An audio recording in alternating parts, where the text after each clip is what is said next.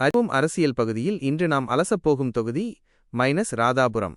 கடந்த 3 ஆண்டுகளில் இந்த தொகுதியின் வாக்கு வங்கி எப்படி தலைகீழாக மாறியிருக்கிறது என்று பார்ப்போம். தேர்தல் ஒப்பீடு 2021 vs 2024. 2021 சட்டமன்ற தேர்தலில் திமுக இங்கே வெறும் 5925 வாக்குகள் வித்தியாசத்தில்தான் வென்றது. அதிமுக 40%த்திற்கும் அதிகமான வாக்குகளை பெற்று வலுவாக இருந்தது. ஆனால் 2024 நாடாளுமன்ற தேர்தலில் அதிமுக இங்கே 4வது இடத்திற்கு தள்ளப்பட்டது அதிர்ச்சியை ஏற்படுத்தியுள்ளது. விஜயின் வருகை மற்றும் பிளவு. அதிமுகவின் வாக்குகள் நிலையற்றதாக மாறியுள்ள சூழலில் விஜயின் தமிழக வெற்றிக் கழகம் உள்ளே நுழைவது பெரும் மாற்றத்தை உண்டாக்கும்.